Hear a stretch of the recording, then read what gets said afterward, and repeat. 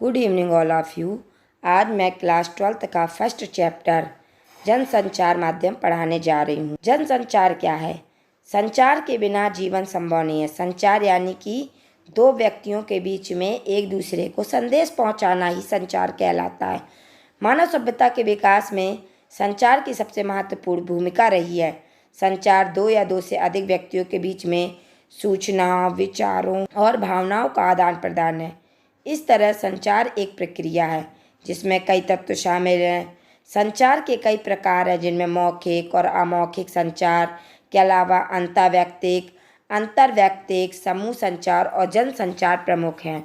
जनसंचार कई मामलों में संचार के अन्य रूपों से अलग है। जनसंचार सूचना, शिक्षा और मनोरंजन के अलावा एजेंडा तैयार करने का काम भी करता है। भारत में जनसंचार के विभिन्न माध्यमों का प्रभाव बढ़ता जा रहा है। जनसंचार माध्यमों का लोगों पर सकारात्मक के साथ साथ नकारात्मक प्रभाव भी पड़ता है। इन नकारात्मक प्रभावों के प्रति लोगों का सचेत होना बहुत ज़रूरी है।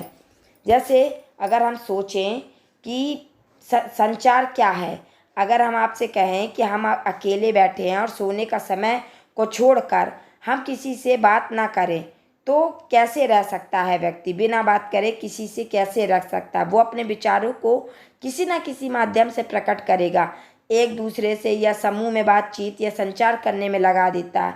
यहाँ तक कि कई बार हम अकेले में खुद से बातें करने लगते हैं। सच तो यह है कि हम बिना बात किए रह ही नहीं सकते। यदि समाज में रहना है और उसके विभिन्न क्रियाकलापों में हिस्सा लेना है तो यह बिना बातचीत या संचार के संभव नहीं है। संचार यानी संदेशों का आदान प्रदान। हम चाहें या ना चाहें अपने दैनिक जीवन में हम संचार किए बिना नहीं रह सकते। वास्तव में संचार जीवन की निशानी है। मनुष्य जब तक जीवित है वह संचार करता रहता है। यहाँ तक कि एक बच्चा भी संचार के बिना नहीं रह सकता। वह रो कर, चिल्ला कर अपनी माँ का ध्यान अपनी ओर खींचने की कोशिश करता है। एक तरह के संचार खत्म होने का अर्थ है मृत्यु। वैसे तो प्रकृति में सभी जीव संचार करते हैं, लेकिन मनुष्य की संचार करने की जो क्षमता और कौशल सबसे बेहतर ही है।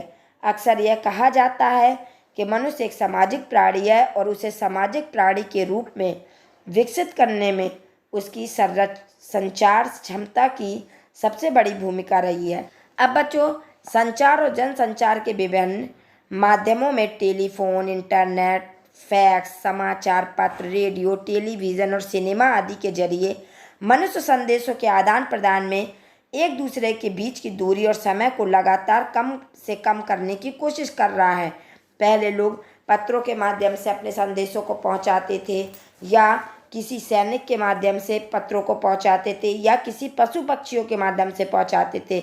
लेकिन अब वर्तमान में इतनी सुविधाएं हो गई हैं कि लोग टेलीफोन के माध्यम से, इंटरनेट, फैक्स के माध्यम से, समाचार पत्र के माध्यम से या रेडियो के माध्यम से और सिनेमा के माध्यम से भी अपने संदेशों को पहुंचाते हैं ताकि कम समय में हम उसका समाचार तुरंत दूसरे तक पहुंच जाए। यही कारण है कि आज संचार माध्यमों के विकास के साथ न सिर्फ भौगोलिक दूरियां कम हो रही हैं बल्कि सांस्कृतिक और मानसिक रूप से भी हम एक दूसरे के करीब आ रहे हैं। शायद यही कारण है कि कुछ लोग मानते हैं कि आज दुनिया एक गांव में बदल गई है। दुनिया के किसी भी कोने में कोई घटना हो, जनसंचार माध्यमों के जरिए कुछ ही मिनटों में हमें खबर मिल जाती है। अगर वहाँ किसी टेलीफोन समाचार चैनल का संवाददाता मौजूद हो तो हमें वहाँ की तस्वीरें भी देखने को मिल जाती हैं। याद कीजिए, जब 11 सितंबर 2001 को अमेरिका में वर्ल्ड ट्रेड सेंटर पर आतंकवादी हमले की पूरी दुनिया ने अपनी आंखों के सामने घटते देखा था। इसी तरह आज टेलीविज़न के पर्दे पर हम दुनिया भर के अलग अलग क्षेत्रों में घट रही घटनाओं को सीधे प्रसारण के जरिए ठीक उसी समय देख सकते हैं जैसे आप क्रिकेट मैच देखने स्टेडियम भले ना जाएं, लेकिन आप घर बैठे उस मैच का सीधा प्रसारण लाइव में देख सकते हैं। अब बच्चों, मैं बताऊंगी कि संचार क्या है। संचार शब्द की उत्पत्ति चर धातु से हुई है जिसका अर्थ है चलना या एक स्थान से दूसरे स्थान तक पहुंचना। आपने विज्ञान में ताप संचार के बारे में पढ़ा होगा कि कैसी गर्मी एक बिंदु से दूसरे बिंदु तक पहुंचती है। इसी तरह टेलीफोन के तार या बेतार के जरिए मौखिक या लिखित संदेश को एक जगह से दूसरी जगह भेजने को भी संचार ही कहा जाता है। लेकिन हम यहाँ जिस संचार की बात कर रहे हैं उससे हमारा तात्पर्य दो या दो से अधिक व्यक्तियों के बीच सूचनाओं, विचारों और भावनाओं का आदान प्रदान है। मशहूर संचार शास्त्री विल्यम श्रेम के अनुसार संचार अनुभवों की साझेदारी है। उन्होंने ये संचार की परिभाषा दी हुई है कि संचार अनुभवों की साझेदारी है। अब मैं आपको बताऊंगी कि संचार के तत्व क्या होते हैं। जब हम कहते हैं कि संचार एक प्रक्रिया है तो इसका एक अर्थ यह भी होता है कि इस प्रक्रिया में कई चरण या तत्व शामिल होते हैं। संचार की प्रक्रिया में भी कई तत्व शामिल हैं। इसमें से कुछ प्रमुख तत्वों को हम निम्नलिखित बताएंगे। संचार प्रक्रिया की शुरुआत स्रोत या संचारक से होती है। जब स्रोत या संचारक एक उद्देश्य के साथ अपने किसी विचार, संदेश या भावना को किसी और तक पहुंचाना चाहता है तो संचार प्रक्रिया की शुरुआत होती है। जैसे आप स्वयं को स्रोत या संचारक मान लें। आपको इतिहास की किताब चाहिए, लेकिन इसके लिए आपको अपनी कक्षा के एक मित्र से विनती करना पड़ेगा।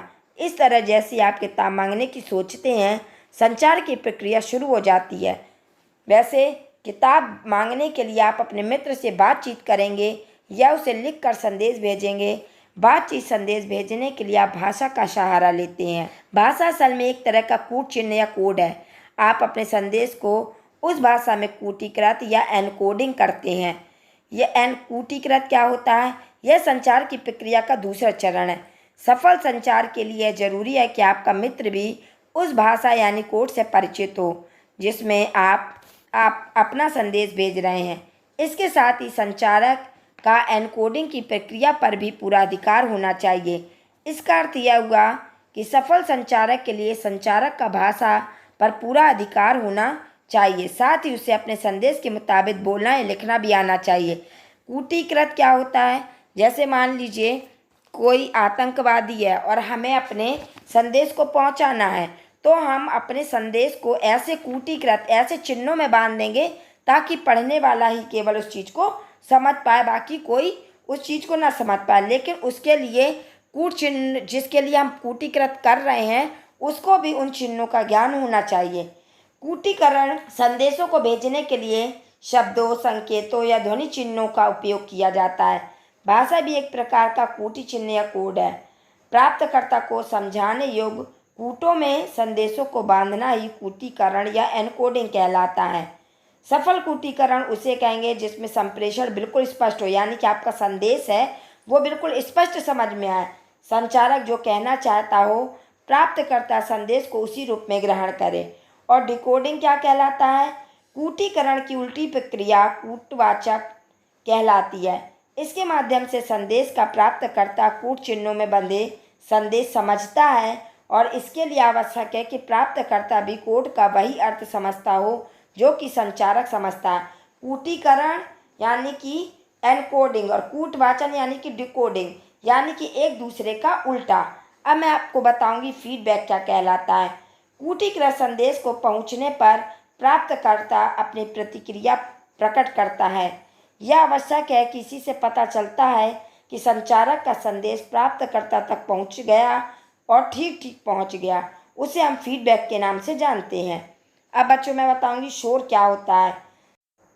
संचार प्रक्रिया में किसी प्रकार की भी बाधा आ जाए तो उसे शोर या नॉइज कहते हैं। यह बाधा संचारक की मानसिक अस्पष्टता या अनिच्छा को लेकर भी हो सकती है, ठीक कूटीकृत न कर पाने के कारण भी हो सकती है, गलत कूटवाचन के कारण भी हो सकती है और प्राप्तकर्ता की अक्षमता, तकनीकी खराबी या आसपास के शोर के कारण भी हो सकती है। संचार के कुछ प्रमुख प्रकार हैं जैसे सांकेतिक संचार, मौखिक संचार, अमौखिक संचार, व्यक्तिक, अंतःवैयक्तिक संचार, समूह संचार और जन संचार। सांकेतिक संचार क्या है? सांकेतिक संचार का अर्थ है संकेतों द्वारा संदेश पहुंचाना। मनुष्य का हाथ जोड़ना, पांव छूना, हाथ मिलाना, मुट्ठी कसना, सिग्नल देना, लाल बत्ती होना, हरी बत्ती आदि सांकेतिक संचार है। इनमें मनुष्य अपने अंगों का या अन्य उपकरणों का प्रयोग करता है।